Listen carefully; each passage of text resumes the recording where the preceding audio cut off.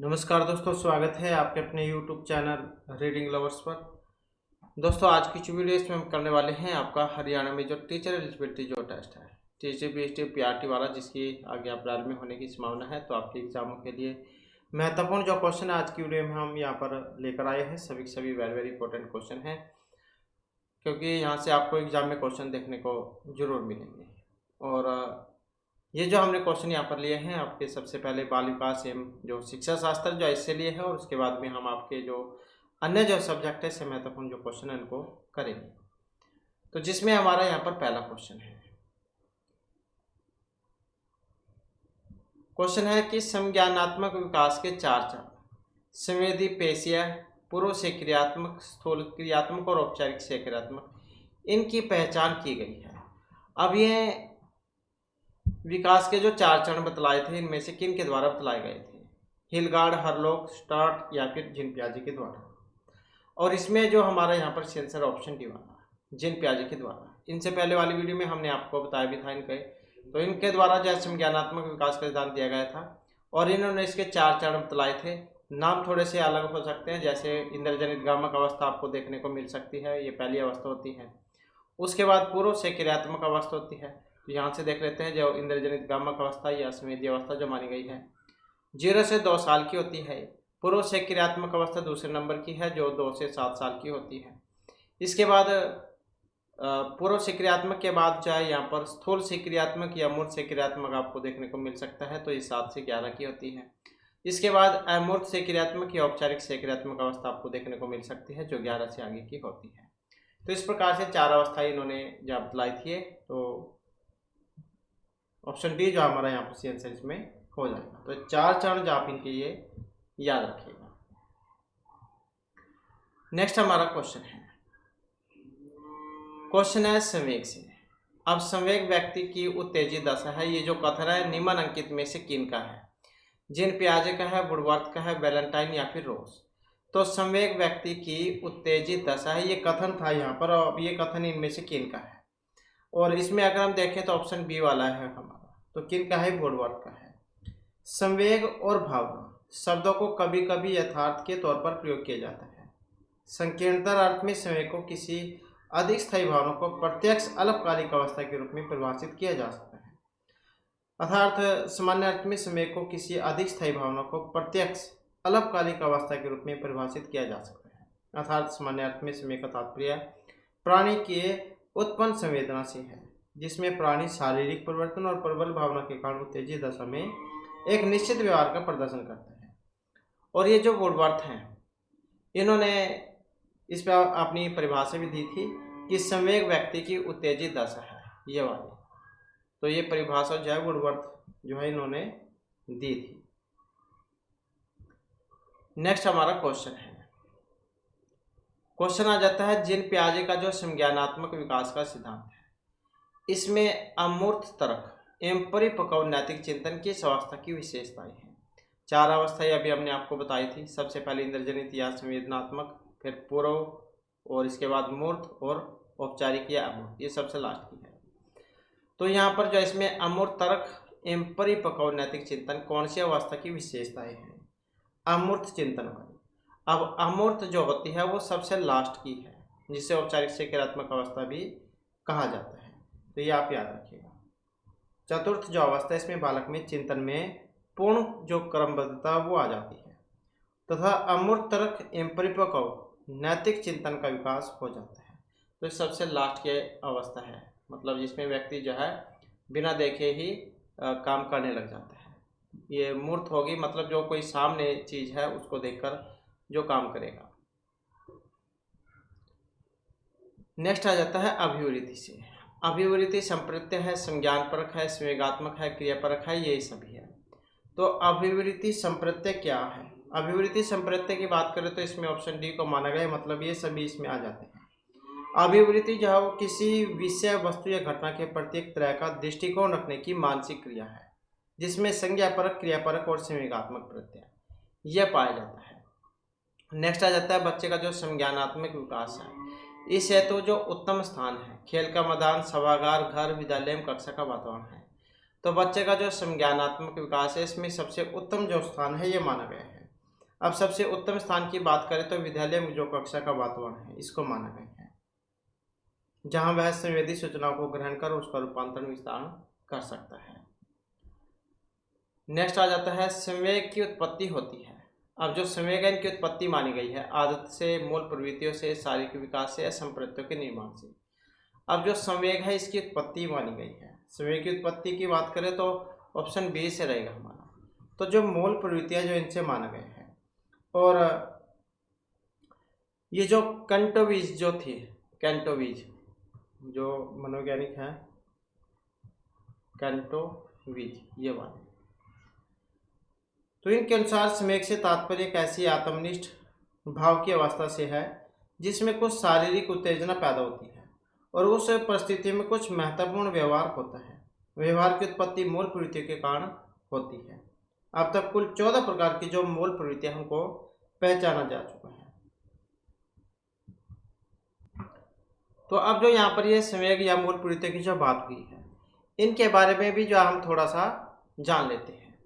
तो ये जो विलियम मैकडूगल जो है, इनके अनुसार संवेग उत्पन्न होने पर जो क्रिया होती है उसे मूल प्रवृत्ति कहा जाता है, और प्रत्येक मूल प्रवृत्ति के साथ एक जो संवेग है वो जुड़ा हुआ है।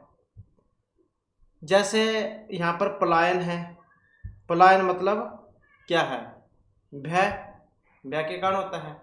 युत्साह, क्रोध, निवृत्ति, घृणा, पुत्र कामना, वात्सल्य, शरणागत, करुणा, काम प्रवृत्ति, कामुकता, जिज्ञासा, आश्चर्य, दीनता, आत्महीनता, आत्मगौरव, आत्म अभिमान, सामूहिकता, अकेलापन, भोजन अन्वेषण, भूख, संग्रह, अधिकार, रचना, कृति, हास्य, मनोविनोद। तो इस प्रकार से जो ये 14 जो मूल प्रवृत्तियां हैं ये मानी गई है जिनकी यहाँ पर ये बात हुई थी। तो संवेग की उत्पत्ति जो है वो मूल प्रवृत्तियों से मानी गई है। तो ये जो यहाँ पर इसमें दी गई है। अब जो सिगमंड फ्रायड जो थे इन्होंने व्यक्तित्व की 2 ही मूल प्रवृत्तियां जो था इनको माना था।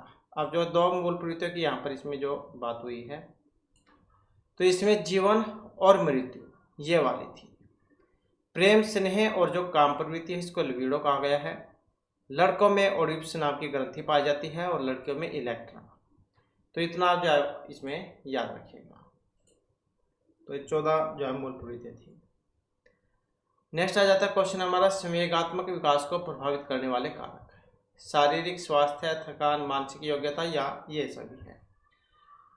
तो यहाँ पर संवेगात्मक विकास को प्रभावित करने वाले जो कारक हैं, अब कौन से कारक हैं यहाँ पर, तो ये सभी जो इसमें माने गए हैं। संवेगात्मक विकास का तात्पर्य व्यवहार परिवर्तन से है। जैसी परिस्थितियाँ उत्पन्न होती हैं उसी के अनुसार बालक अपने संवेग को प्रदर्शित करता है। संवेगात्मक विकास कई प्रकार के आंतरिक और बाह्य कारकों से प्रभावित होता है, जैसे शारीरिक स्वास्थ्य हो गया, मानसिक योग्यता, थकान, परिस्थिति। नेक्स्ट क्वेश्चन आ जाता है सामाजिक प्रत्याशाओं के अनुरूप व्यवहार की योग्यता का अधिगम सामाजिक विकास कहा जाता है। ये कथन था हार्लॉक, टी पिनन, मैकडूगल या फिर रोजगार। तो सामाजिक प्रत्याशाओं के अनुरूप व्यवहार की योग्यता का अधिगम सामाजिक विकास कहा जाता है। अब ये कथन था किन का था, ये तो हार्लॉक का था, जो यहाँ पर ऑप्शन ए में दिया गया है। हार्लॉक जो एक प्रसिद्ध मनोवैज्ञानिक थे जिन्होंने समाज का प्रभाव बालक के विकास एवं अधिगम के किस प्रकार पड़ता है उस पर उसको बतलाया था। और जो हार्लॉक है इनके अनुसार सामाजिक प्रत्याशाओं के अनुरूप व्यवहार की योग्यता का अधिगम सामाजिक विकास कहा जाता है। नेक्स्ट आ जाता है संवेग शब्द जो है इसका शाब्दिक अर्थ क्या है। क्रोध और भय, स्नेह तथा प्रेम, उत्तेजना या फिर भाव में उथल पुथल या कोई सा भी नहीं। तो संवेग शब्द का जो शाब्दिक अर्थ है क्या है, और जो ऑप्शन सी में यहाँ पर दिया गया है। तो संवेग शब्द का जो शाब्दिक अर्थ है उत्तेजना या फिर भाव में उथल पुथल। और वुडवर्थ जैसे कि इनके ऊपर परिभाषा आई थी, हमने आपको बताया था संवेग व्यक्ति की उत्तेजित दशा है, जो वुडवर्थ है इनके अनुसार। संवेग का तात्पर्य मनुष्य या पशु में उत्पन्न संवेदना से है, जिसमें प्राणी शारीरिक परिवर्तन प्रबल भावना के कारण उत्तेजित दशा में एक निश्चित व्यवहार को प्रदर्शन करता है। नेक्स्ट आ जाता है क्वेश्चन हमारा मनः ग्रसित बाध्यता विकृति। एक मनोविच्छेदी विकृति है, समायोजन विकृति है, चिंता है, काय प्रारूप विकृति है। तो मनोग्रसित बाध्यता विकृति क्या है? और इसको जो है माना गया है चिंता विकृति, जो ऑप्शन सी में यहाँ पर दी गई है। तो ये जो मनोग्रस्ता जो है एक ऐसी अवस्था मानी गई है जिसमें रोगी बार बार किसी अतार्किक एवं असंगत विचारों को न चाहते हुए भी मन में दोहराता रहता है। रोगी ऐसे विचारों की अर्थहीनता, संगतता और अतार्किक स्वरूप को भली भांति समझता है और उनसे छुटकारा भी पाना चाहता है, परंतु वह लाचार रहता है और विचार बार बार उसके मन में आकर उसमें मानसिक अशांति उत्पन्न करते हैं। तो इसलिए यह एक चिंता विकृति मानी गई है। अगला क्वेश्चन आ जाता है, शिक्षक के द्वारा कक्षा में डांट पड़ने पर छात्र यदि घर आकर अपनी छोटी बहन पर गुस्सा उतारता है तो यह किसका उदाहरण है? आपने देखा भी होगा, हमेशा अगर बड़ा अपने छोटे पर या मतलब गुस्सा उतारता है, मारता पीटता है, तो छोटे वाला जो अपने छोटे पर या वही गुस्सा उतारेगा, मतलब बड़ा वाला छोटे पर, छोटे वाला उससे छोटे पर। तो क्योंकि अपने बड़े से तो मार नहीं सकता। तो ये यहाँ पर विस्थापन का उदाहरण है, उदात्तीकरण है, रूपांतरणीय प्रतिक्रिया निर्माण। तो किसका उदाहरण है यहाँ पर? और इसमें अगर हम यहाँ पर देखें तो ऑप्शन जो है ए वाला इसमें माना गया है, मतलब विस्थापन का यहाँ पर ये उदाहरण है। इसके अंतर्गत बालक जो है वो अपने गुस्से या अन्य संवेग प्रतिक्रिया किसी अन्य पर उपसंवेग का जो है विस्थापन करता है। नेक्स्ट आ जाता है सीखने में जो पलायन आधारित है। अब ये सकारात्मक है, नकारात्मक है, विलंबित है, ये पुनर्वलन की निष्क्रियता है। तो सीखने में जो पलायन है वो आधारित है, किस पर आधारित है? तो ये नकारात्मक पुनर्वलन उस पर माना गया है। जैसे यदि विद्यालय है, विद्यालय में बच्चों को अगर कठोर दंड दिया जाता है तो विद्यालय कभी भी मतलब जो है यहाँ पर बच्चों में सही जो प्रक्रिया वो नहीं दिखाएगा। मतलब अगर स्कूल है, स्कूल में अगर बच्चे को मारा पीटा जाएगा तो बच्चा स्कूल में जाने का ही। तो सीखने में जो पलायन है वो नेगेटिव के अंतर्गत है, मतलब नकारात्मक पुनर्वलन। अगर बच्चे को किसी काम करने पर पुरस्कृत किया जाएगा तो बच्चे वहाँ पर जरूर जाएंगे। नेक्स्ट आ जाता है किसी इच्छा या आवश्यकता में रुकावट पड़ने पर उससे उत्पन्न होने वाला संवेगिक तनाव कहलाता है। द्वंद्व, कुंठा, चिंता या फिर तनाव। तो किसी इच्छा या आवश्यकता में रुकावट पड़ने पर उससे उत्पन्न होने वाला संवेगिक तनाव क्या कहा जाता है उसको? और यहाँ पर अगर हम देखें तो उसे कहा जाएगा जो है ऑप्शन बी में जो दिया गया है, तो क्या कहा जाएगा उसे? कुंठा। जो हमने ऊपर जो 14 संवेग जौन के बारे में जो पढ़ा था तो ये उसी में से है। तो किसी इच्छा की पूर्ति ना होना कुंठा संवेग की उत्पत्ति होती है। मतलब किसी बच्चे ने कोई खिलौना मांगा या कुछ खाने पीने की चीज़ मांग ली और उसको मिली नहीं तो वो हो जाएगी यहाँ पर कुंठा। मतलब किसी इच्छा, कोई इच्छा थी और उसकी पूर्ति नहीं हुई। अगला क्वेश्चन आ जाता है संवेग का कौन सा सिद्धांत इस विचार को मानता है कि संवेगात्मक अनुभव संवेगात्मक व्यवहार पर आधारित है? तो ये कौन सा सिद्धांत है? जेम्स लैंग का, हाइपोटोलिक्स, सक्रियता या विप्रेरण का? तो संवेग का कौन सा सिद्धांत ये विचार को मानता है कि संवेगात्मक अनुभव संवेगात्मक व्यवहार पर आधारित होते हैं? और जो ऑप्शन ए में दिया गया है तो ये जेम्स लैंग का सिद्धांत है। तो इसके अनुसार पहले संवेगात्मक व्यवहार होता है और तब संवेगात्मक अनुभूति होती है। जैसे कि यदि व्यक्ति बाघ या फिर भालू को देखकर नहीं भागता है तो उसमें डर की अनुभूति नहीं होती। तो इसलिए संवेगात्मक अनुभूति संवेगात्मक व्यवहार पर आधारित होती है। तो ऐसा जेम्स लैंग ने ये सिद्धांत था। तो यहाँ पर हम जो संवेग जो है इनके बारे में देख लेते हैं, जो जेम्स लैंग ने दिए थे। क्या थे संवेग, क्या कुछ इन्होंने अपनी थ्योरी में कहा था? तो संवेग के सिद्धांतों की अगर हम बात करें तो संवेग के जो सिद्धांत एक सर्वमान्य तथ्य है कि संवेगात्मक अवस्था में शरीर एवं मानसिक परिवर्तन होते हैं। दूसरे शब्द में संवेगों का बाह्य तथा आंतरिक शारीरिक परिवर्तनों के साथ गहरा संबंध है। अब क्वेश्चन ये उठता है कि संवेगात्मक अवस्था में होने वाले इन परिवर्तनों का आधार क्या है? संवेग की दशा में पहले शारीरिक परिवर्तन आते हैं या मानसिक परिवर्तन? और इन आधारों को समझने के लिए मनोवैज्ञानिकों के द्वारा अध्ययन किए गए, जिनके परिणामस्वरूप इस संबंध में समय समय पर अनेक सिद्धांतों का प्रतिपादन हुआ है। विभिन्न विद्वानों के द्वारा प्रस्तुत सिद्धांतों में जो प्रमुख सिद्धांत है, जैसे ये जेम्स लोज का सिद्धांत, कैनन बोर्ड का सिद्धांत, लीपर का परिणात्मक सिद्धांत और सक्रियकरण सिद्धांत। तो ये जो यहाँ पर जेम्स लोज जो है, इनका जो सिद्धांत था कि संवेग संबंधी जेम्स लोज का सिद्धांत दो मनोवैज्ञानिकों के पृथक एवं स्वतंत्र प्रयासों का परिणाम है। अमेरिका के जो प्रसिद्ध मनोवैज्ञानिक थे विलियम जेम्स तथा डेनमार्क के दैहिक मनोवैज्ञानिक लोज ने स्वतंत्र रूप से अलग अलग कार्य करते हुए सन 1884-85 में अपने अपने संवेग विषय सिद्धांत प्रस्तुत किए थे। तो ये जो जेम्स लोज जो थे, इनका सिद्धांत क्या था? तो संवेग संबंधी जेम्स लोज का सिद्धांत दो मनोवैज्ञानिकों के पृथक एवं स्वतंत्र जो प्रयास, इनका परिणाम है। अमेरिका के प्रसिद्ध जो मनोवैज्ञानिक है विलियम जेम्स तथा डेनमार्क के दैहिक मनोवैज्ञानिक लोज ने स्वतंत्र रूप से अलग अलग कार्य करते हुए सन 1884-85 में अपने अपने संवेग विषयक सिद्धांत प्रस्तुत किए थे और संयोगवश दोनों विद्वानों ने लगभग एक जैसे विचारों का प्रतिपादन किया था। तो इसी कारण इनके द्वारा प्रस्तुत किए गए निष्कर्षों को संयुक्त रूप से जेम्स लोज का सिद्धांत नाम दिया गया। अब इनके सिद्धांतों की व्याख्या अगर हम देखें तो संवेग के संबंध में एक सामान्य सिद्धांत या विचारधारा प्रचलित है कि जिसके अनुसार सर्वप्रथम संवेगात्मक अनुभूति होती है और इसके बाद संवेगात्मक व्यवहार।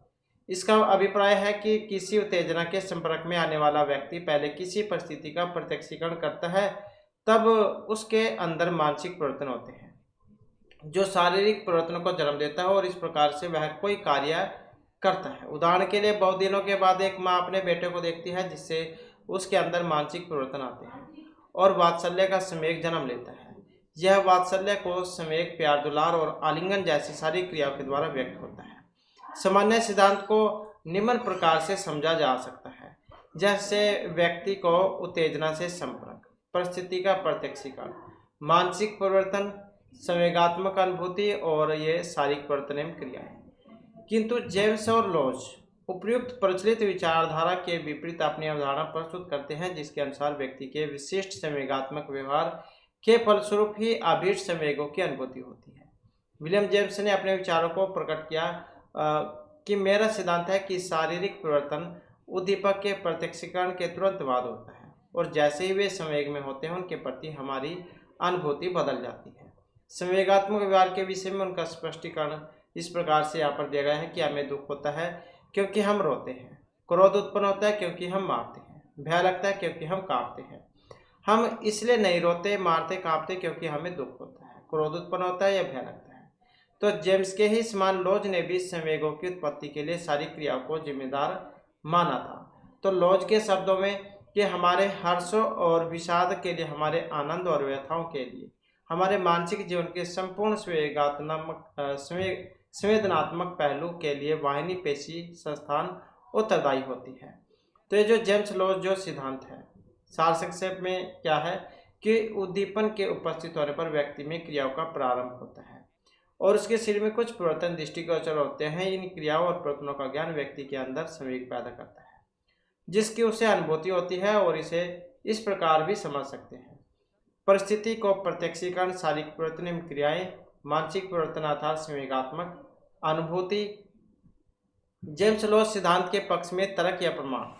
जेम्स लोज ने अपने संवेग संबंधी सिद्धांत को प्रमाणिक सिद्धांत करने के लिए कुछ जो तर्क है वो प्रस्तुत किए थे, जिसमें जैसे पहला था संवेग जागृत होने से पूर्व शारीरिक परिवर्तनों की उत्पत्ति होना। यदि कोई उद्दीपक अचानक ही उपस्थित हो जाए तो संवेग जागृत होने से पूर्व ही कुछ शारीरिक परिवर्तन उत्पन्न हो जाते हैं। इस बारे में जेम्स का मत है कि अगर कोई व्यक्ति अंधकार में किसी काली चीज को अचानक देख ले तो किसी संवेग के जागने से पहले ही उसके हृदय की धड़कनें बढ़ जाती हैं, मुंह सूख जाता है और वह हाँफने लग जाता है। इसके अलावा किसी भयंकर ध्वनि या धमाके को सुनकर भी व्यक्ति बिना किसी संवेग के चौंक उठती है। तो इसके बाद जब वह उस ध्वनि या उस धमाके का अभिप्राय समझता है तो उसमें भय अथवा आश्चर्य उत्पन्न होता है। दूसरा जो यहाँ पर यह शारीरिक था, शारीरिक अभिव्यक्ति का संवेग से घनिष्ठ संबंध है। शरीर के अंगों की अभिव्यक्ति को संवेग से अत्यंत घनिष्ठ संबंध होना।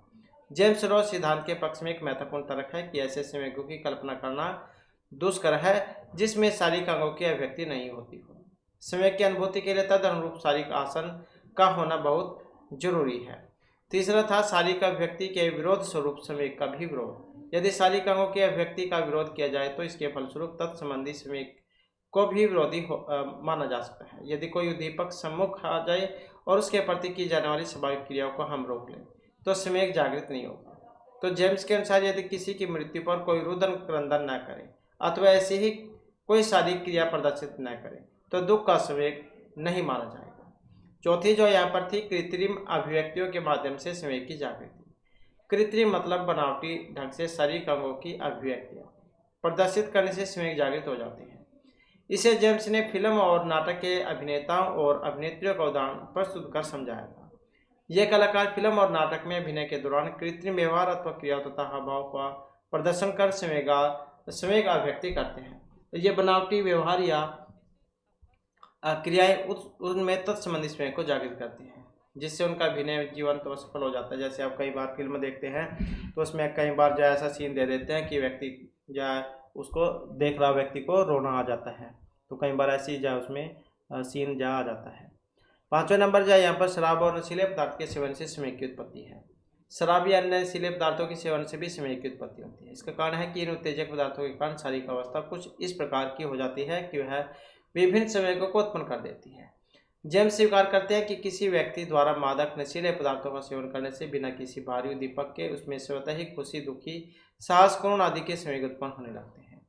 छठा नंबर है रोग से संवेग की उत्पत्ति। तो जेम्स जॉन का मत था कि किन्हीं रोगों में बाह्य उद्दीपन के बिना ही संवेग उत्पन्न होने लगते हैं, जिनके अनुसार यकृत के रोग अवसाद तथा चिड़चिड़ाहट उत्पन्न करते हैं, जबकि ये स्राविक रोग भय एवं निराशा को जन्म देते हैं।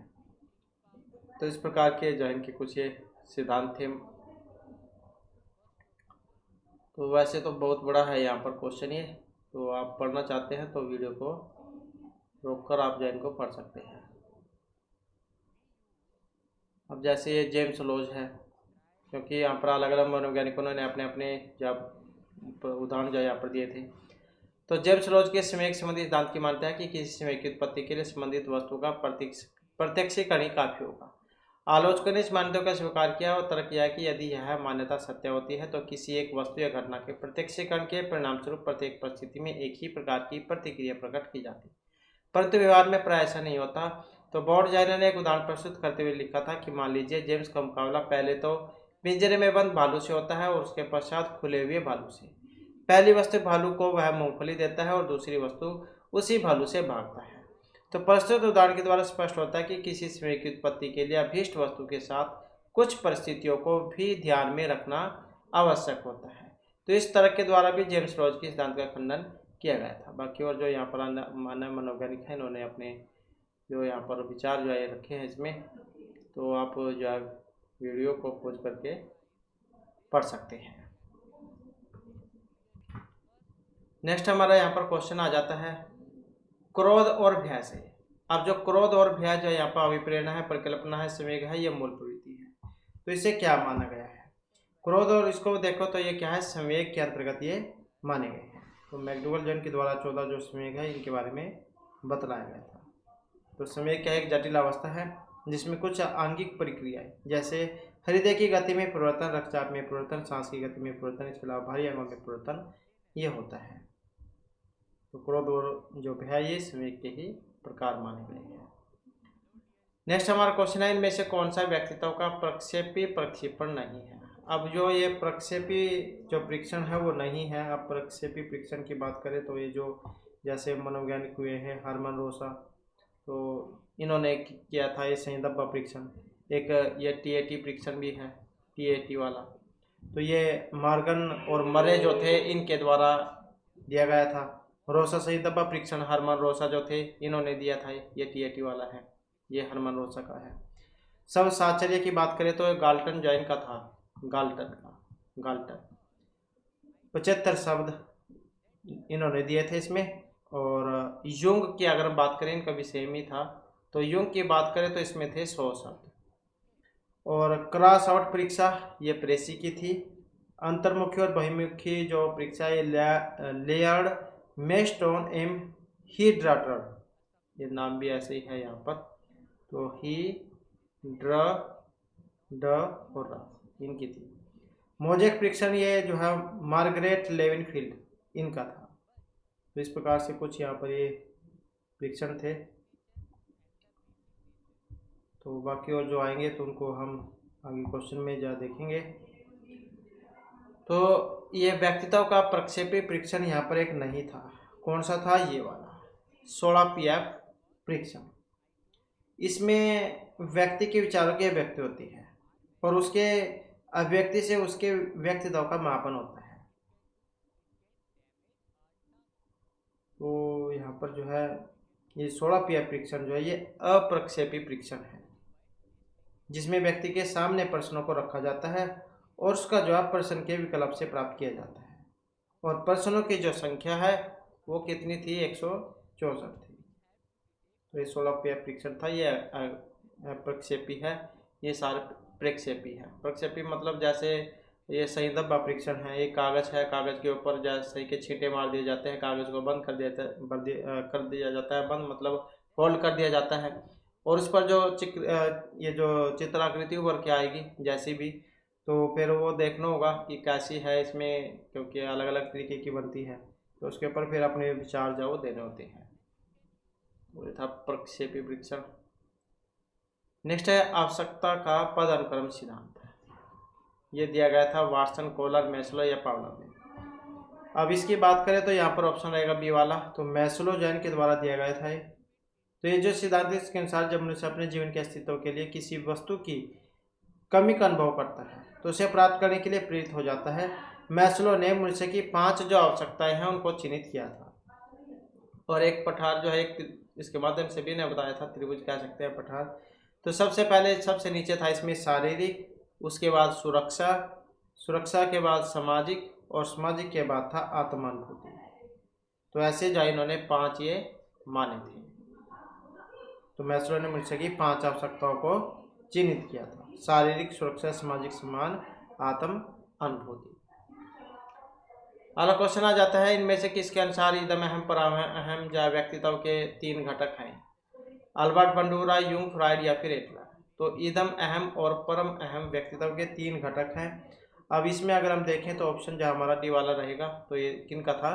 सिगमंड फ्राइड जो है इन्होंने बताया था। अब जो यहाँ पर इसमें आया है ईदम, आईडी क्या देते हैं इसको। तो ईदम क्या है? इसका संबंध था जन्मजात वंशगत क्षेत्र से। उसके बाद था अहम, आईडी ईगो, सुपर ईगो, ऐसे थे ये। अहम यह यथार्थ जगत से है और पर अहम, परा अहम, इसकी अगर हम बात करें तो नैतिक मूल्य आत्मा की अंतःकरण की पुकार से है। तो इस प्रकार से सिगमंड फ्राइड जैन ने व्यक्तित्व की संरचना में इदम अहम परम अहम इन तत्वों को विशेष महत्व दिया था, आईडी को, सुपर ईगो को। नेक्स्ट है 16 PF का प्रयोग किसके मापने के लिए किया जाता है? सृजनात्मकता, व्यक्तित्व, अभिरुचि या फिर दबाव। तो किसके मापने के लिए था ये? तो ये था व्यक्तित्व को मापने के लिए। और इस परीक्षण का जो निर्माण है किन के द्वारा किया गया था? कैटल के द्वारा। ये जो मनोवैज्ञानिक हुए कैटल, इनके द्वारा। इस परीक्षण के अंतर्गत 17 वर्ष से आयु वाले, 17 वर्ष जो है 17 वर्ष से ज़्यादा, 17 प्लस वाले, 17 वर्ष से अधिक आयु वाले व्यक्तियों के 16 गुणों को मापा जाता है। तो इसलिए था ये 16 PF, मतलब 16 शील गुण इसमें मापे गए थे। कौन कौन से थे शील गुण इसमें? ईमानदारी, सत्यता, अधिनायकवाद, सत्य एवं अहिंसा, कर्तव्यनिष्ठा, सहयोग, परोपकार, समय की पाबंदी, व्यवहार कुशलता, सामाजिकता, सौम्यता, आत्मविश्वास, प्रभुत्व, उत्साह एवं आत्म गौरव। तो ऐसे जाइए 16 थे, इसी के ऊपर नाम रखा गया है 16 PF परीक्षा।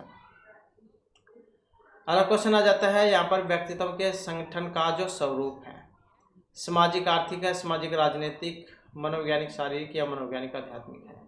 तो व्यक्तित्व के संगठन का जो स्वरूप है कैसा है? तो ये माना गया है मनोवैज्ञानिक शारीरिक। तो इन दोनों गुणों में से किसी एक की भी अनुपस्थिति के व्यक्तित्व का संतुलित विकास नहीं हो सकता। तो दोनों ही जरूरी है, मनोवैज्ञानिक और शारीरिक। नेक्स्ट है आत्म केंद्रित व्यक्ति अंतर्मुखी, बहिर्मुखी, उभयमुखी या समाज पर निर्भर होता है। तो व्यक्तित्व ये 2 प्रकार के हैं। कोई भी व्यक्ति हो, दो प्रकार का कह सकते हैं आप। एक तो है अंतर्मुखी, एक होता है बाह्यमुखी। अंतर्मुखी जो है वो किसी के साथ उतना घुलता मिलता नहीं है, अकेले ज़्यादातर रहना पसंद करता है। और बहिर्मुखी है वो, उसके मित्र प्यारे ज़्यादा होते हैं, वो बाहर घूमना ज़्यादा पसंद करता है। तो यहाँ पर जो है इसमें आत्म केंद्रित जो है ये अंतर्मुखी की बात है, जो ऑप्शन ए में दिया गया है।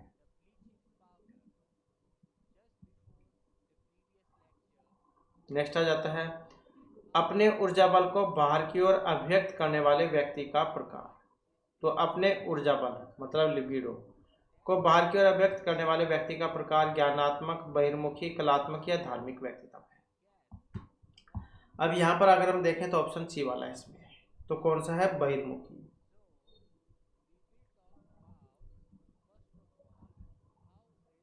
नेक्स्ट आ जाता है अंतर्मुखी, बहिर्मुखी तथा उभयमुखी। व्यक्तित्व का वर्गीकरण किया था एक रेचनर, शेल्डन, यूंग या स्पिंजर ने। तो किन के द्वारा किया गया था? और ये किया गया था यूंग के द्वारा, जो ऑप्शन बी में यहाँ पर दिए गए हैं। इन्होंने व्यक्तित्व के 3 प्रकार बतलाए थे, एक ये वाला अंतर्मुखी, बहिर्मुखी और उभयमुखी वाला। अगला क्वेश्चन है प्रासंगिक अंतर्बोध परीक्षण, टीएटी का देते हैं जिसे।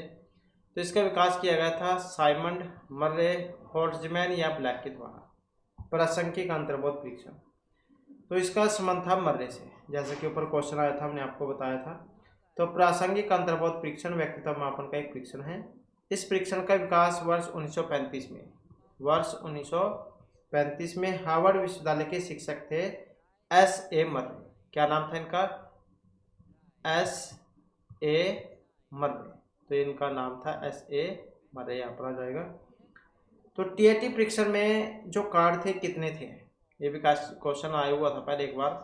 तो टीएटी परीक्षण जिसमें 31 कार्ड जो थे इनका प्रयोग किया गया था, जिसमें एक कार्ड सादा रहता है और परीक्षण के समय एक व्यक्ति पर अधिकतम 20 जो कार्ड है उनका प्रयोग किया जाता है।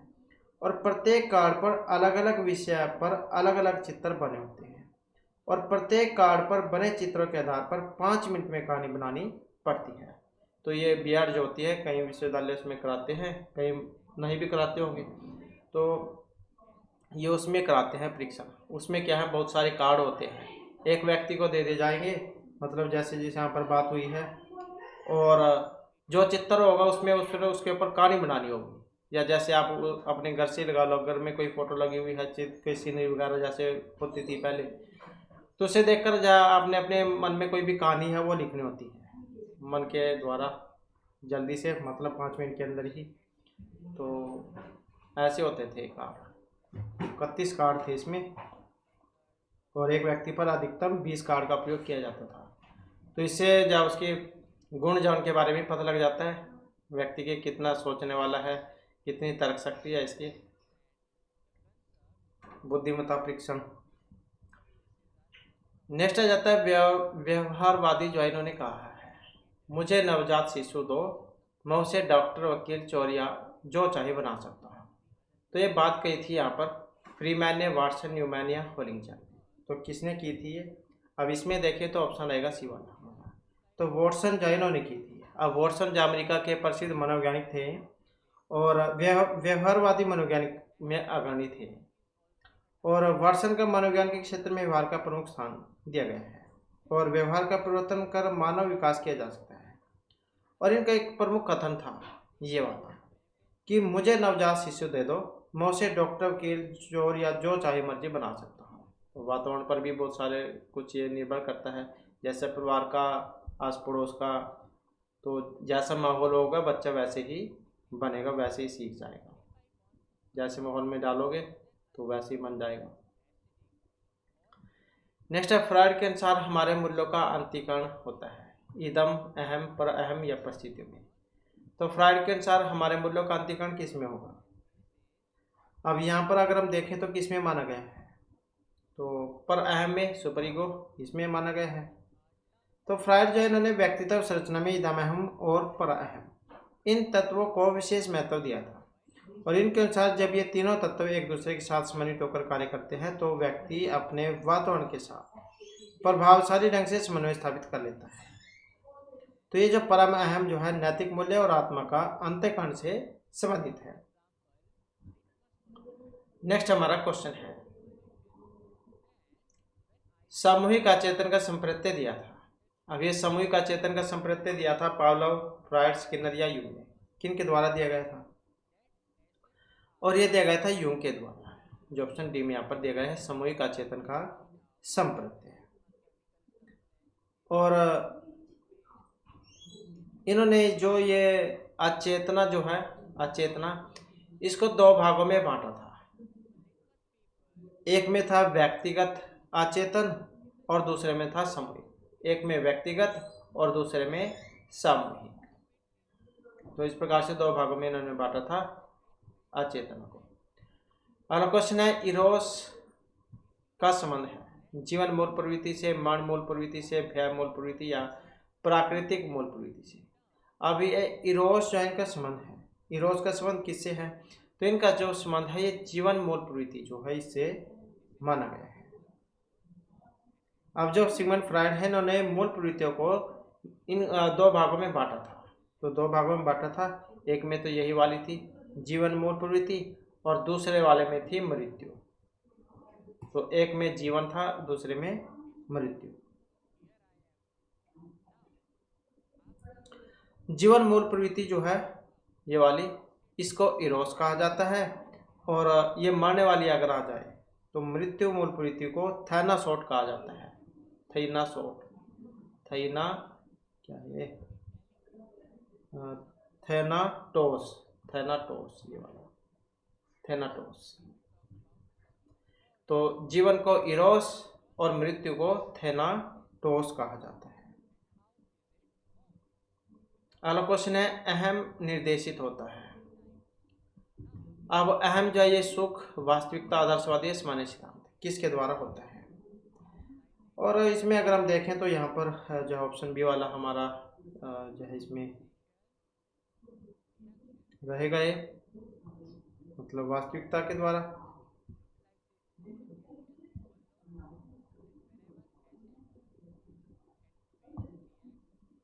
अगला क्वेश्चन आ जाता है टीएटी।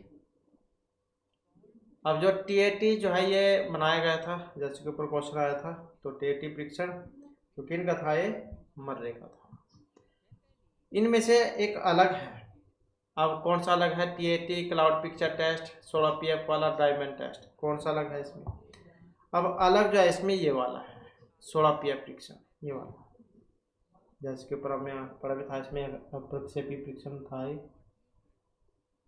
तो कैटल के द्वारा किया गया था व्यक्तित्व परीक्षण, प्रक्षेपी परीक्षण है ये। नेक्स्ट क्वेश्चन है हमारा, व्यक्तित्व व्यक्ति के अंतर्गत उन मानव शारीरिक गुणों का गतिशील संगठन है जो पर्यावरण में उसके अपूर्व संयोजन को निर्धारित करते हैं। तो ये जो परिभाषा जो है यहाँ पर किन की थी? MLN की थी, एस फ्रायड की थी, G.W. अल्पोर्ट की थी या J.A. डेसिल की थी? अब किन की थी? इसमें देखें तो ये जो G.W. अल्पोर्ट जो है इनका था। तो ये जो अल्पोर्ट जो है इन्होंने व्यक्तित्व के संबंध में 1937 में दी थी ये परिभाषा, 1937 में।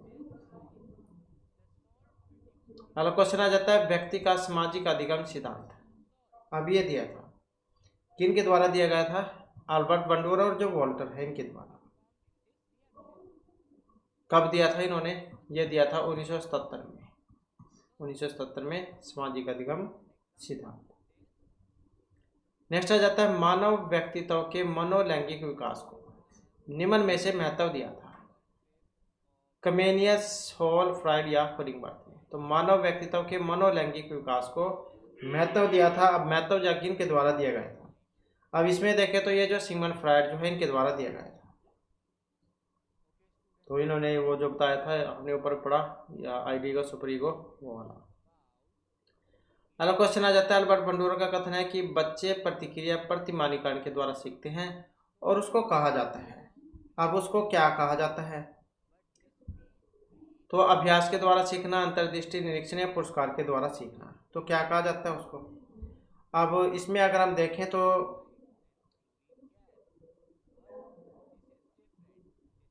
ये जो है यहाँ पर निरीक्षणात्मक अधिगम ये वाला कहा जाएगा। तो अल्बर्ट बंडूरा कौन सा सिद्धांत था इनका? सामाजिक अधिगम का सिद्धांत था। तो इनके अनुसार जो बच्चे हैं वो प्रतिक्रियाएं प्रतिमानीकरण के द्वारा सीखते हैं, जिसे निरीक्षणात्मक अधिगम भी जो है कहा जाता है, और जिसमें बच्चे अपने से बड़ों के व्यवहार का निरीक्षण करके उसी तरह के व्यवहार को प्रदर्शित करते हैं। तो ये वाला जो है इसमें माना गया था। नेक्स्ट आ जाता है हमारा क्वेश्चन, व्यक्ति में उन मनोशारीरिक अवस्थाओं का गतिशील संगठन जो उसके पर्यावरण के साथ अद्वितीय सामंजस्य निर्धारित करता है उसको कहा जाता है। अब उसको हम व्यक्तित्व कहेंगे, समायोजन कहेंगे, संवेदना कहेंगे या फिर चरित्र कहेंगे। तो उसको क्या कहा जाएगा? यहाँ पर देखें तो ऑप्शन रहेगा ये वाला हमारा, तो व्यक्तित्व उसको कहा जाएगा। तो व्यक्तित्व जो है यहाँ पर इसमें माना गया है, व्यक्ति में वह मनोशारीरिक अवस्था जो उसके पर्यावरण के साथ अद्वितीय सामंजस्य का निर्धारण करता है वह व्यक्तित्व कहलाता है, और व्यक्ति के विकास में उसके व्यक्तित्व एवं उसके वातावरण का मुख्य योगदान है। तो व्यक्तित्व का विकास वंशानुक्रम से निर्धारित होता है, और इसमें जो बीएन झा है उन्होंने जो इसमें अपने परिभाषा जो वो भी दी थी बीएन झा ने। तो इनके अनुसार के वंशानुक्रम जन्मजात व्यक्तित्व गुणों का क्या है? योगफल है।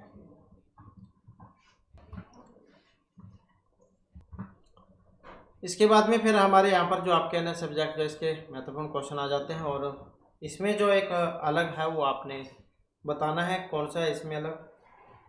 अब इसमें देखें तो जैसे गाय है, बैल है, घोड़ा है, सिंह है, अलग कौन सा है इसमें? अलग की बात करें तो यहाँ पर ऑप्शन रहेगा यहाँ। तो गाय जो है यहाँ पर क्या है कि स्त्रीलिंग शब्द है, जबकि बैल, घोड़ा और सिंह ये क्या है? पुल्लिंग शब्द है।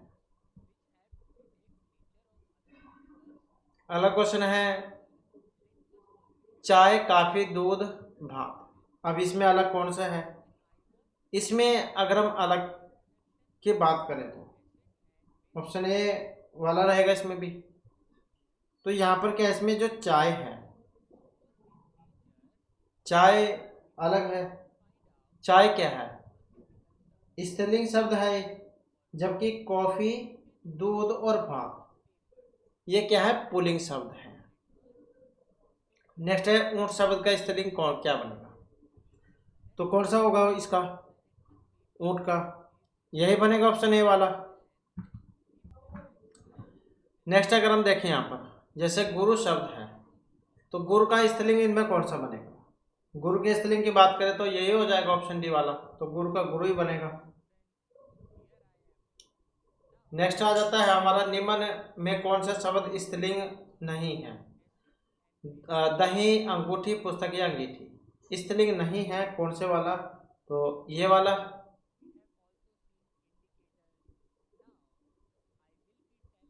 क्योंकि दही क्या देखने में तो आपको स्त्रीलिंग लग रहा होगा, लेकिन क्या है ये पुल्लिंग माना गया है। नेक्स्ट आ जाता है विद्वान का जब हम स्त्रीलिंग बनाएंगे तो क्या बनेगा? तो विद्वान का क्या बनेगा? तो विद्वान का विदुषी यही बनता है। नेक्स्ट है इनमें से कौन सा शब्द स्त्रीलिंग है? कपड़ा, गाना, रात या नेत्र कौन सा है स्त्रीलिंग? अब स्त्रीलिंग की अगर हम बात करें तो ये जो ऑप्शन बी में दिया गया है रात, यही है स्त्रीलिंग। नेक्स्ट है कौन सा शब्द यहाँ पर पुल्लिंग है? साकल, सभा, व्याख्यान या फिर दक्षिणा कौन सा है? तो यहाँ पर भी देखें तो ये जो ऑप्शन सी में दिया गया है व्याख्यान, तो ये वाला क्या है? पुल्लिंग है। नेक्स्ट है पुल्लिंग स्त्रीलिंग के युग्म में कौन सा युग्म सही नहीं है? अब एक सही नहीं है वो कौन से वाला है? और इसमें जो ये ऑप्शन बी में दिया गया है मिहितर और मिहित्री ये वाला, क्योंकि सही जो इसमें मिहितर, मिहितराणी ये वाला होता है, तो ये गलत है। अगला क्वेश्चन है मेरे कौन सा शब्द है जो सदैव स्त्रीलिंग में ही आता है? पक्षी, बाज, गैंडा या मकड़ी तो हमेशा क्या है? स्त्रीलिंग में ही आता है। ये कौन से वाला है? और ये जो ऑप्शन सी में दिया गया है मकड़ी शब्द, मकड़ी शब्द जो हमेशा स्त्रीलिंग में ही आता है। अगला क्वेश्चन है कौन सा शब्द इनमें पुल्लिंग है? कड़ी, संतान, सरसों, चीर कौन सा है? और ये जो ऑप्शन सी में दिया गया है संतान शब्द, तो यही वाला अलग है क्योंकि पुल्लिंग है। अगला क्वेश्चन आ जाता है इनमें से पुल्लिंग शब्द बताइए। पखावज, पहिया, मझधार या फिर लिखावट तो पुल्लिंग शब्द जो वो आपने बताना है। पुल्लिंग की बात करें तो ऑप्शन बी वाला रहेगा इसमें, तो ये जो पहिया दिया गया है यही वाला है।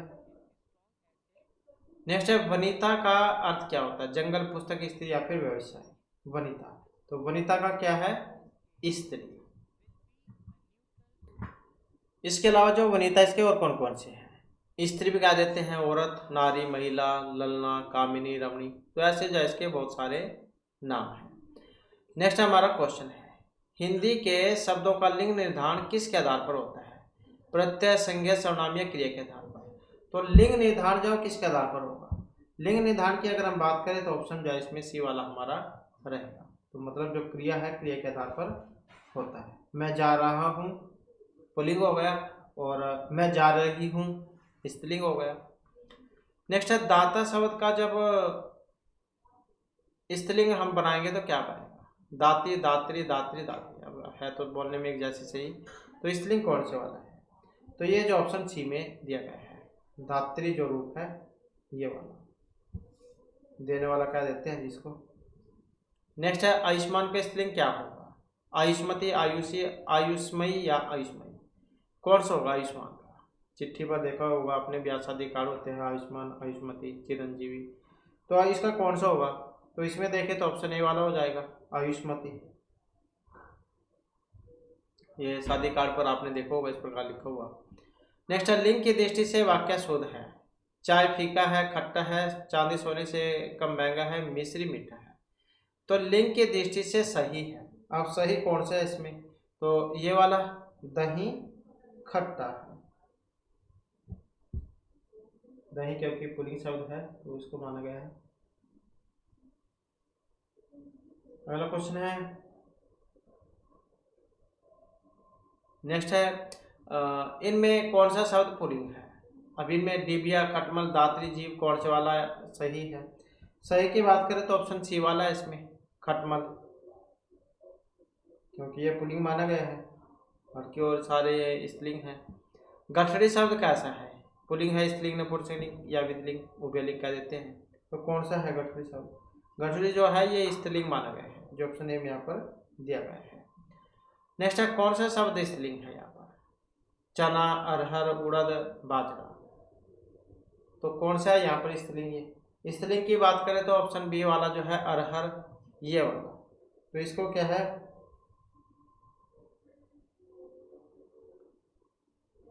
स्त्रीलिंग माना गया है। और अनाज के कुछ जो नाम हैं वो पुल्लिंग होते हैं, जैसे कि जौ है, जौ, गेहूँ, चावल, बाजरा, चना, मटर, तिल, उड़द। ये तो हो गए सारे पुल्लिंग।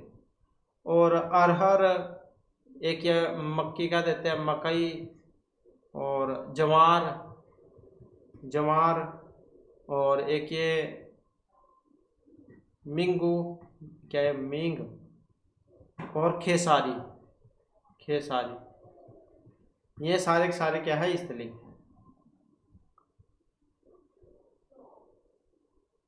ये यहाँ पर जो है इसमें वो होगी वो। नेक्स्ट है, कौन सा स्त्रीलिंग या इसमें प्रयुक्त होता है? वस्तु, पंडित, आचार्य, हंस। तो स्त्रीलिंग में प्रयुक्त होता है, इनमें कौन से वाला है? ये वाला, वस्तु शब्द। नेक्स्ट आ जाता है, इनमें से कौन सा स्त्रीलिंग नहीं है? अब इसमें एक स्त्रीलिंग नहीं है, वायु, रेणु, रज्जु या सेतु। नहीं है, कौन से वाला? ये वाला, सेतु शब्द। क्योंकि सेतु क्या पुल्लिंग है। सेतु किसको कह देते हैं? पुल को भी कह देते हैं। एक सेतु सीना भी होता है, मर्यादा भी होती है। नेक्स्ट है, संस्कृत के आकारांत शब्द होते हैं, स्त्रीलिंग पुल्लिंग दोनों, कोई से भी नहीं। आकारांत शब्द जैसे लता का रूप है, लता वाला, ये आकारांत है, आकारांत है। तो इसमें देखें तो इनको क्या माना गया है? तो ये स्त्रीलिंग होते हैं, तो स्त्रीलिंग होंगे, ऑप्शन ए वाला हो जाएगा इसमें। दही शब्द क्या है? अभी अभी हमने पढ़ा ही था, दलिंग क्या है? दही शब्द ये पुल्लिंग है। इसके बाद आता है अगला क्वेश्चन, पुल्लिंग शब्द बताइए इसमें। हड़ताल, सरकार, पुलिस, संविधान। तो पुल्लिंग शब्द कौन सा है? पुल्लिंग की बात करें तो ये वाला जो है संविधान, ये वाला पुल्लिंग शब्द है। तो जिन शब्दों के पीछे, जिनके पीछे अ, तब, आ, आओ, ये होंगे तो वे पुल्लिंग होंगे। नेक्स्ट है, कर्ता का स्त्रीलिंग रूप कौन सा बनेगा? कर्ता का कौन सा बनेगा? ये वाला, कर्तरी। त्रिच प्रत्यय में, क्रिया धातु में त्रिच होने पर कर्तरी। नेक्स्ट है इनमें से पुल्लिंग है। अब पुल्लिंग कौन सा है इसमें? ये वाला है कष्ट। आशा सेना क्षमा ये स्त्रीलिंग है। नेक्स्ट है इनमें से पुल्लिंग शब्द कौन सा है? कौन से वाला पुल्लिंग? ये वाला क्षेत्र शब्द, जबकि घटना क्षमा रीति ये स्त्रीलिंग है। इसके बाद इनमें से स्त्रीलिंग शब्द नहीं करवाता है, मतलब स्त्रीलिंग की पहचान नहीं करवाता। भाषाएं, नदियाँ, देश, बोलियां कौन से वाला है? और इसमें देखें तो ये जो ऑप्शन बी में आया है देश, ये वाला, क्योंकि भाषाएं, नदी, बोले जाइए स्त्रीलिंग है। इसके बाद कौन से ऐसे शब्द हैं जिनका प्रयोग स्त्रीलिंग और पुल्लिंग दोनों में होता है? अब वो कौन से वाले हैं? अब यहाँ पर देखें तो ये जो ऑप्शन सी में दिया गया है राष्ट्रपति और प्रधानमंत्री, तो इनका प्रयोग स्त्रीलिंग और पुल्लिंग दोनों के लिए होता है। जैसे अब उससे भी लगा लो, जैसे राष्ट्रपति है हमारी तो स्त्रीलिंग है, लेडीज बनी है, कहेंगे तो उसको राष्ट्रपति, तो राष्ट्रपति। ऐसे ही प्रधानमंत्री है, तो अगर चाहे उसमें लेडीज भी बनेगी, प्रधानमंत्री कहलाएगी। तो स्त्रीलिंग और पुल्लिंग दोनों रूपों में प्रयोग होगी। नेक्स्ट है पुजारी शब्द का स्त्रीलिंग रूप दिए गए विकल्प में कौन सा है? पुजारी का। तो पुजारी का कौन सा बनेगा? ये वाला हो जाएगा, पुजारी का पुजारी। नेक्स्ट आ जाता है क्वेश्चन हमारा, तो इंग्लिश ग्रामर जैसे क्वेश्चन हमारे यहाँ पर आ जाते हैं। क्वेश्चन है कि insert the blank space in the sentence below the past और प्रेजेंट परफेक्ट। तो पास्ट और प्रेजेंट परफेक्ट टेंस, तो वो जो है अपने यहाँ पर इसमें बतलानी है। तो जैसे यहाँ पर आया है, तो क्वेश्चन है कि we dash each other for the past 5 years। तो नो जो है इसका बताना है इसमें कौन से वाला सही बनेगा। हम पिछले 5 वर्षों से एक दूसरे को जानते हैं। अब कौन सा बन सकता है यहाँ पर इसका? अब इसमें देखें तो यहाँ पर क्या होगा, क्योंकि पास्ट और प्रेजेंट परफेक्ट में हमने यहाँ पर बनाना है, तो हैव का प्रयोग हो जाएगा और थर्ड फॉर्म का प्रयोग हो जाएगा नॉन। तो हम पिछले 5 वर्षों से एक दूसरे को जानते हैं, हैव और नॉन का प्रयोग यहाँ पर इसमें होगा। नेक्स्ट है ही dash never alcohol liquid. Drink का बताना है यहाँ पर, उसने कभी भी मादक जो शराब है वो नहीं पी है। तो कौन सा आएगा यहाँ पर? तो ही के साथ क्या होगा? हैज का प्रयोग, he has never drink drunk, DRUNK यही हो जाएगा। He has never drunk alcoholic liquid, तो उसने कभी मादक शराब नहीं पी है। नेक्स्ट है our publisher a new car. तो परचेज जो है यहाँ पर इसका बनाना है। अब कौन सा बनेगा? हमारे प्रकाशक ने एक नई कार खरीदी है, तो कौन सा आएगा? अब इसमें देखें तो आवर पब्लिशर, तो क्या होगा? हैज़ आएगा यहाँ पर, आवर पब्लिशर हैज़, और थर्ड फॉर्म हो जाएगी यहाँ पर ईडी लग जाएगा इसमें, तो परचेज्ड ए न्यू कार। नेक्स्ट है आई डैश दी गोलघर। सी आएगा यहाँ पर, मैंने गोलघर देखा है। तो आई के साथ क्या होगा? हैव का प्रयोग होगा, तो और साथ में थर्ड फॉर्म हो जाएगी, तो आई हैव और see the Golghar. I dash my dinner और हैव, तो क्या आएगा? मैंने अपना रात का खाना खा लिया है। डिनर मतलब रात के खाने को कहा जाता है, तो मैंने अपना रात का खाना खा लिया है, तो आई भी है। आई के साथ क्या आएगा यहाँ पर? Have, I have, has have had, third हो जाएगी इसकी, तो I have had my dinner. Next देखें तो ही फॉर 8 hours स्लीप आएगा, और इसमें क्या बनेगा इसका? तो ही हैड, तो ऐसे बन जाएगा ही हैज, क्योंकि स्लीप है, स्लीप की क्या बनेगी? वह 8 घंटे सोया था, तो ही हैज स्लीप, स्लीप की क्या बनेगी? Slept, SLEPT। यही हो जाएगा। He has slept for 8 hours। He dash his dinner and for एगो। हैव का बताना है।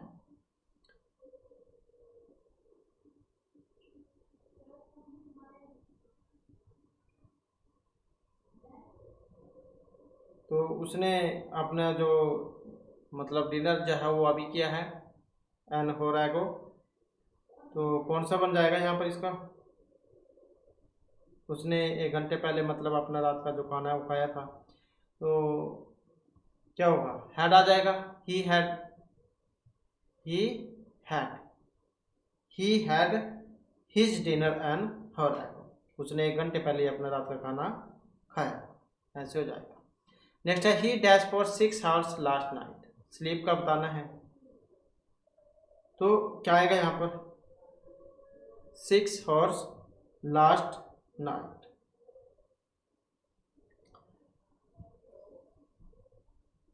तो वह पिछली रात 6 घंटे सोया था। तो क्या बनेगा इसका? तो स्लेप्ट हो जाएगा। तो he slept, he SLEPT past में है। तो he slept for 6 hours last night. Last जो होता है सेकंड फॉर्म, तो स्लेप्ट मतलब उसमें है ये पास्ट वाला। माई ग्रैंड मदर 8 years एगो। तो इसमें क्या बनेगा इसका?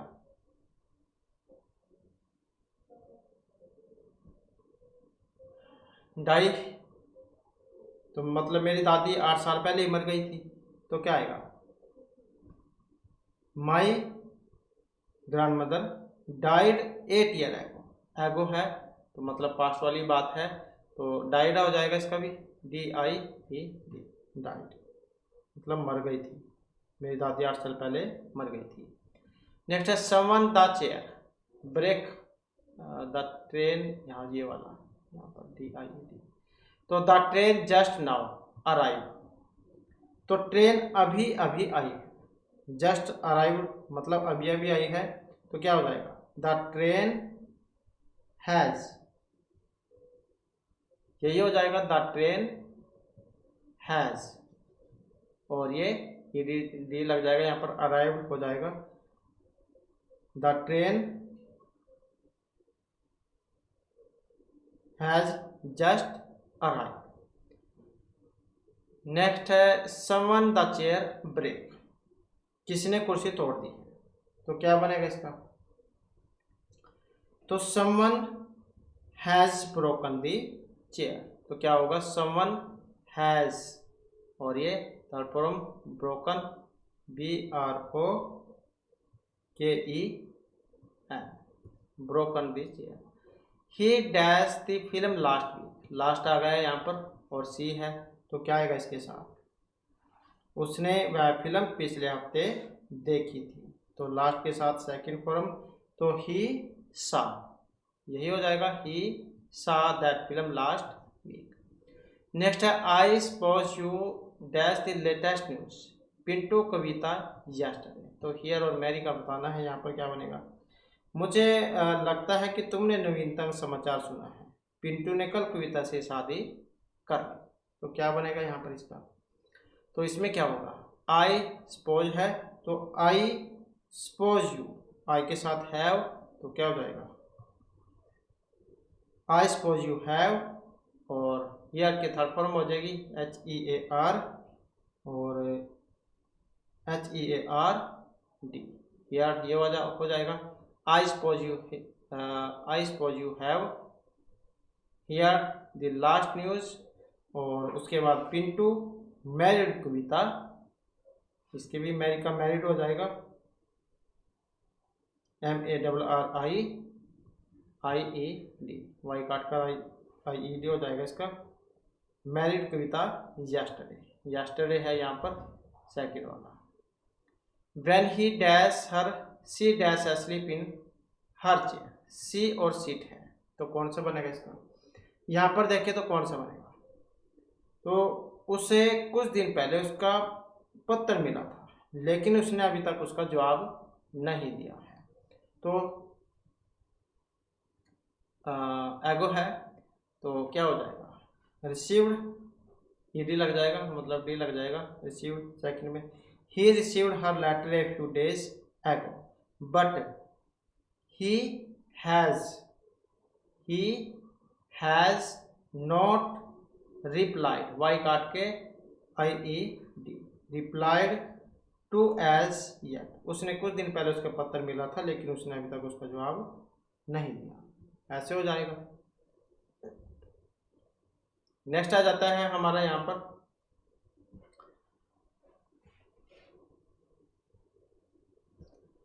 Supply the correct past tense verb in the bracket. तो पास्ट जो है उसमें बताना है, यहाँ पर देखते हैं इसका क्या बनेगा।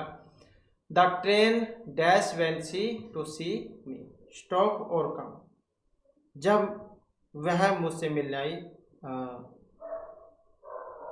The rain when she dash to see, तो जब वह मुझसे मिलने आई तो बारिश रुक गई। ऐसी है तो क्या हो जाएगा। द रेन स्टॉप, क्योंकि स्टॉप है तो ईडी लग जाएगा बस यहाँ पर, STOPED।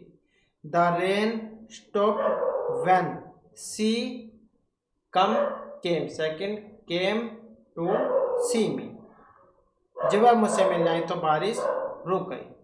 नेक्स्ट है I dash my work when Raman to see her, finish या फिर कम। तो इसमें क्या आएगा, तो आई हैव, आई के साथ हैव, तो हैव हो जाए आई हैड, जब रमन उससे मिलने आया तो मैंने अपना काम पूरा कर लिया था, पास्ट वाला है तो आई हैड, ये बन जाएगा आई हैड फिनिश्ड, मतलब काम कंप्लीट कर लिया था, थर्ड फॉर्म में हो जाएगा finished my work when Raman, और इसमें second came to see her. Next है the patient before the doctor die और अराइव, तो वेरी वेरी इंपॉर्टेंट तो है ये, डॉक्टर के आने से पहले मरीज की मौत हो चुकी थी, बहुत बार आता भी है ये वाला। तो द पेशेंट हैड और डाइड हो जाएगा इसका थर्ड वाला। The patient had died before the doctor क्या अराइव, तो यहाँ पर डी लग जाएगा अराइव, तो डॉक्टर के आने से पहले मरीज की मौत हो चुकी थी। The train before we dash the station, leave या रीच, इसमें क्या आएगा यहाँ पर, तो द ट्रेन और हैड लेफ्ट, जा चुकी थी, हैड लीव लेफ्ट, LEFT, ये बनेगा। हमारे स्टेशन पहुंचने से पहले ट्रेन जा चुकी थी, तो the train had left before we reached the station, ये भी हो जाएगा रीच्ड द स्टेशन। नेक्स्ट आ जाएगा हमारा he dash for a walk after he dash his dinner, go और ईट, इसका बताना है। तो उसने अपना रात का खाना खाने के बाद मतलब वह अपना रात का खाना खाने के बाद टहलने के लिए गया, ऐसे ही है तो क्या आ जाएगा, ही वेंट, गो है सेकंड, गो वेंट, ऐसे हो जाएगा went, WENT, go went for a walk after he had eaten, he had और थर्ड में EATEN, eaten his dinner. The sun before we set up, rise का बताना है क्या बनेगा इसमें, द सन रोज, यही हो जाएगा, हमारे निकलने से पहले सूरज उग आया था, तो रीजन भी हो सकता है इसका, तो द सन रीजन, राइस रोज, रोज हो जाएगा वैसे तो, द सन रोज ROSE, ये वाला, the sun rose before we set out. He died after he ill for a long time, B का बताना है यहाँ पर क्या बनेगा, तो ही डाइड, वह लंबे समय से बीमार रहने के बाद मर गया, तो ही डाइड, ऐसी है he died after he had been, ही had been ill for a long time। Next है my daughter all the fruit before I back eat और गेट, इसका बताना है। तो मेरे वापस आने से पहले मेरे बेटे ने सारे फल खा लिए थे, ऐसी है, तो माई डॉटर ऐसे बनेगा, my daughter had eaten, had third में हो जाएगा EATEN eaten, my daughter had eaten all the fruit before I got back.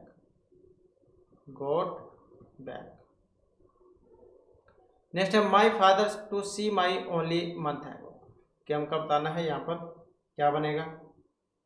तो मेरे पिताजी मुझसे मिलने केवल 1 महीना पहले आए थे। My father to see me only a month है वो, तो क्या बनेगा यहाँ पर इसका, तो सेकंड हो जाएगी came, CAME came to see me only a month ago. They dash home after their work go और फिनिश, तो वे अपना काम खत्म करने के बाद घर चले गए, तो क्या बनेगा इसका, तो they go went, they went home after they had और थर्ड में हो जाएगा फिनिश्ड देयर वर्क। तो इस प्रकार से जो हमारे क्लास में महत्वपूर्ण क्वेश्चन थे, नेक्स्ट जो वीडियो होगी इसमें आपके लिए नए जो महत्वपूर्ण क्वेश्चन हम लेकर आएंगे। और हमारे साथ अंत बनाने के लिए धन्यवाद।